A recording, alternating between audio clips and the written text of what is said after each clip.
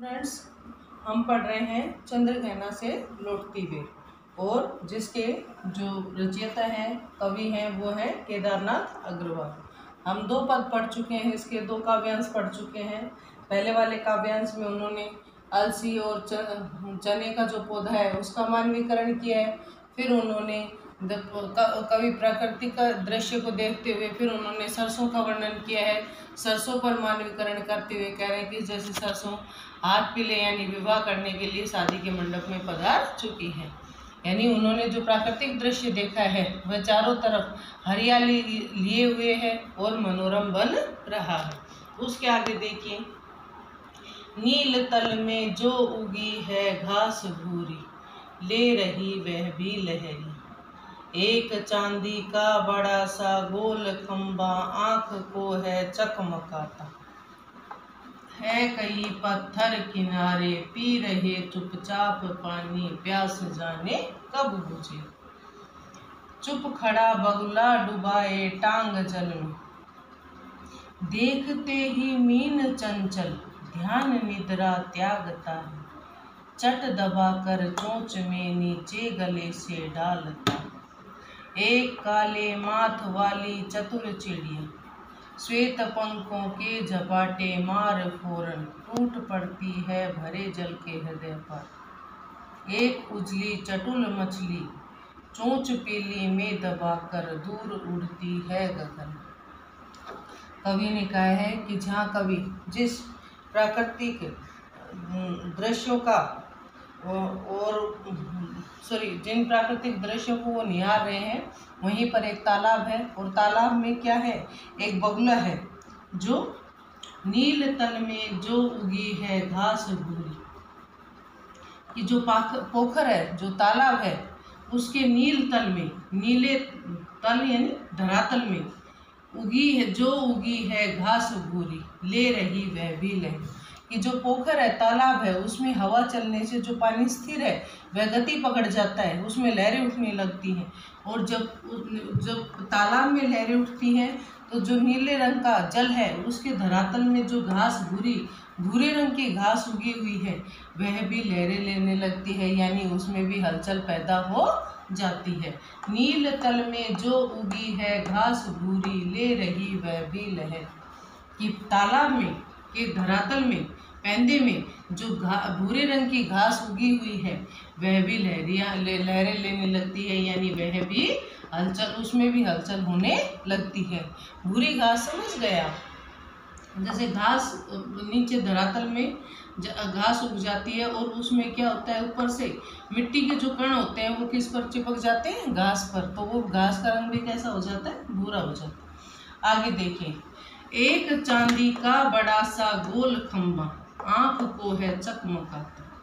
चकमकाता मतलब चकाचौंध कर देता है। एक चांदी का बड़ा सा गोल खंबा, वो जो पोखर है, जो तालाब है, उसके पास में एक एल्युमिनियम का खंबा खड़ा हुआ है और उस खंबे की परछाई जब जल में पड़ती है, पानी में पड़ती है, तो सूर्य की किरणों से उसका क्या बन जाता है, प्रतिबिंब बन जाता है। और जो किरणें हैं वो परावर्तित हो जाती हैं, यानी वापस लौट जाती है। तो वो सूर्य की किरणें जब वापस लौटती हैं तो वह आँखों को क्या कर देती है, चकाचौंध कर देती है। यानी वह जो एल्युमिनियम का खंभा है उस पर जब सूर्य की किरणें पड़ रही हैं तो पानी में उसकी परछाई गिरने से वह कैसा प्रतीत हो रहा है, चांदी के जैसा प्रतीत हो रहा है। यहाँ एक वैज्ञानिक सत्य को दर्शाया गया है। विज्ञान का जो नियम है वह यहाँ पर लागू हुआ है। एक चांदी का बड़ा सा गोल खंबा, आंख को है चकमकाता। देखिए, चांदी का कोई खंबा नहीं खड़ा होगा, कवि कल्पना कर रहा है एक चांदी का बड़ा सा गोल खंबा, यानी सूर्य की किरणें जब उस पर किस पर पड़ रही है, उसमें एल्युमिनियम के खंभे पर पड़ रही है, तो वो परावर्तित होकर आंखों को क्या कर देती है, चकाचौंध कर देती है कहीं पत्थर किनारे, पी रहे चुपचाप पानी, प्यास जाने कब बुझेगी। जो तालाब है उसके किनारे पर पत्थर पड़े हुए हैं या पत्थरों की कोई दीवार बनी हुई है। अब लगातार जल में निमग्न होने पर, जल में डूबने पर वो पत्थर हमेशा एक सी स्थिति में है और कवि उन पर मानवीकरण करते हुए कह रहा है कि ऐसा लग रहा है जैसे वो लगातार पानी अपनी प्यास बुझाने के लिए पत्थर है वो पानी पी रहे हैं, लेकिन निरंतर जलमग्न रहने के कारण कवि कह रहा है कि न जाने उनकी प्यास कब बुझेगी। है कई पत्थर किनारे पी रहे चुपचाप पानी, प्यास जाने कब बुझेगी। है कई पत्थर किनारे, किसके किनारे? तालाब के किनारे पर कई पत्थर पड़े हुए हैं, पी रहे चुपचाप पानी, यानी वो हमेशा क्या है? जलमग्न है, जल में डूबे हुए हैं, वही हैं एक सी स्थिति में। तो कवि कह रहे हैं कि वो प्यासे हैं और अपनी लगातार अपनी प्यास पानी पीकर अपनी प्यास बुझा रहे हैं, लेकिन वो हमेशा क्या है? जलमग्न है। उनकी प्यास जाने कब बुझेगी, कब वो अपनी प्यास को तृप्त करेंगे। चुप खड़ा बगुला डुबाए टांग जल में, देखते ही मीन चंचल ध्यान निद्रा त्यागता।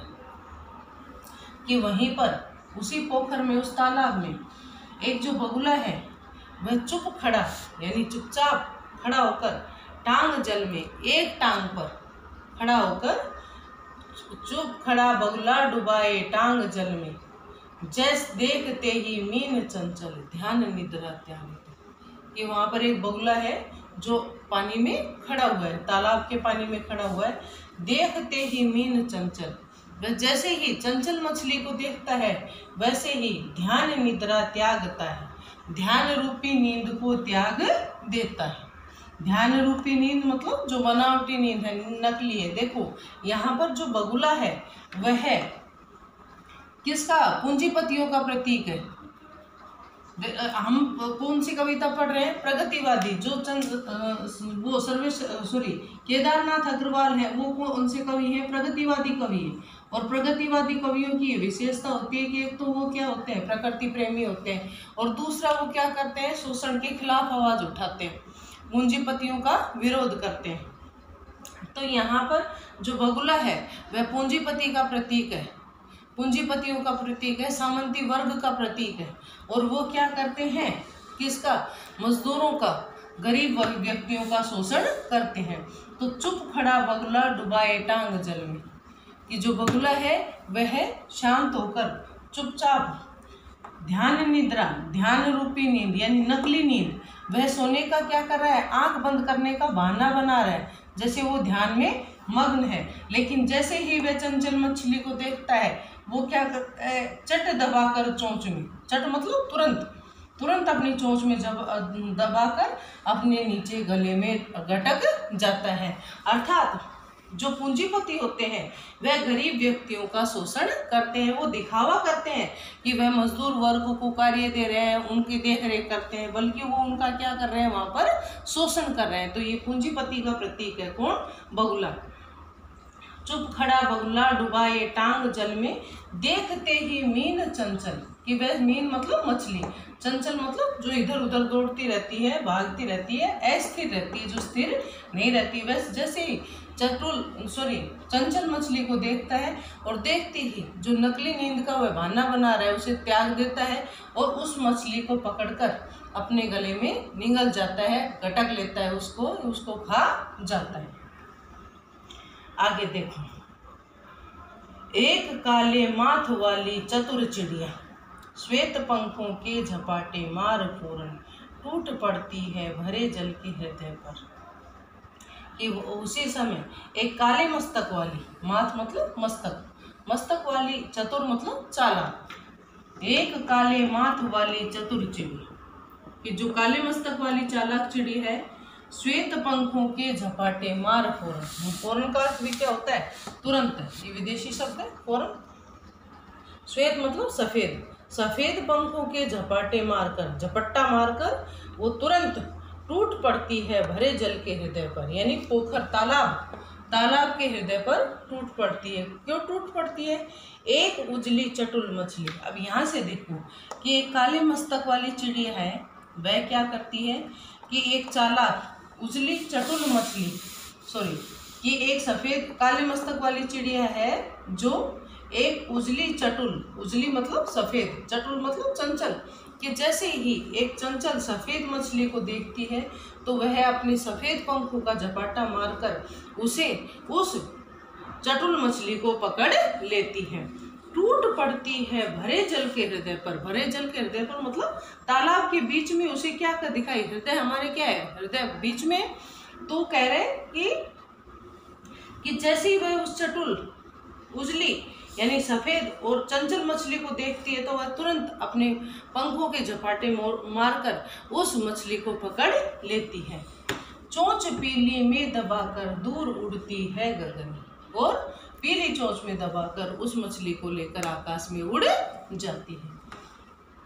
शब्दार्थ देखो, चकमकाता, चकाचौंध करता, मीन मछली, चंचल इधर उधर भागने वाली, ध्यान निद्रा ध्यान रूपी नींद, नकली नींद, माथ मस्तक, श्वेत सफेद, चटुल चंचल, गगन आकाश।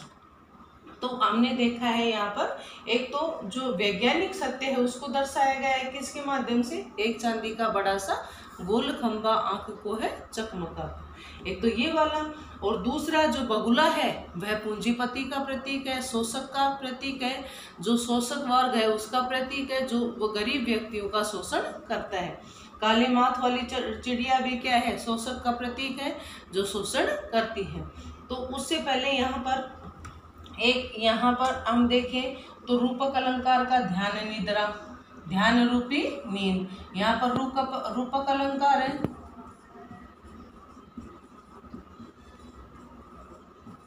और मानवीकरण तो इसमें है, पी रहे चुपचाप पानी। यहाँ पर पत्थरों का मानवीकरण किया गया है, जब प्रकृति की जड़ वस्तुओं के ऊपर किसी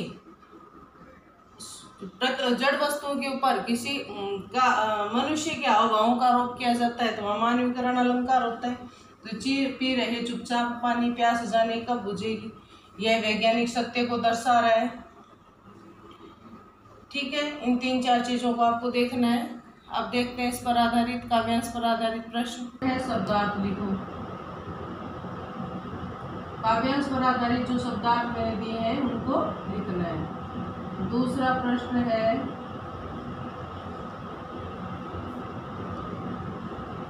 काव्यांश की व्याख्या कीजिए।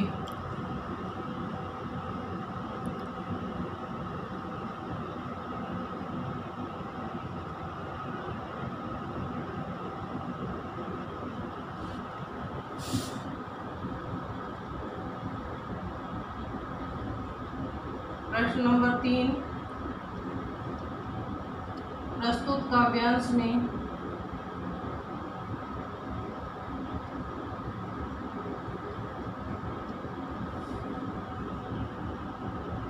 बगुला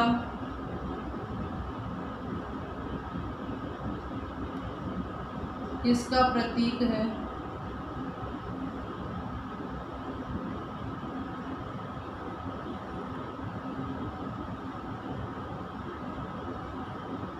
प्रश्न नंबर 4, ये आंसर मैंने बताया था ना अभी आपको, किस पंक्ति में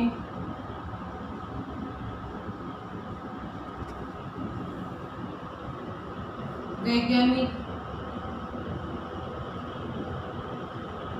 नियम को बताया गया है?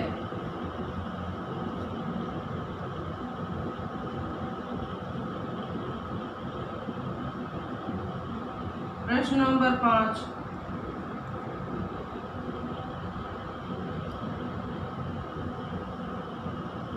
मानवीकरण व रूपक अलंकार के उदाहरण लिखो। यानी आपको एक मानवीकरण का और एक रूपक अलंकार का उदाहरण लिखना है। वो मैंने बताया आपको किस पर, काव्यांश में जो मानवीकरण और रूपक अलंकार का उदाहरण आया है उसे लिखना है। शब्दार्थ मैंने लिख ही रखे हैं, उनको आप लिख देंगे। दूसरा है काव्यांश की व्याख्या, मैंने आपको बता दी, व्याख्या लिखनी है। तीसरा है प्रस्तुत काव्यांश में बगुला किसका प्रतीक है? पूंजीपति या शोषक वर्ग का प्रतीक है, जो गरीबों का शोषण करते हैं। चौथा है किस पंक्ति में वैज्ञानिक नियम को दर्शाया गया है? तो एक चांदी का बड़ा सा गोल खंबा आंख को है चकमकाता, वो वाला है।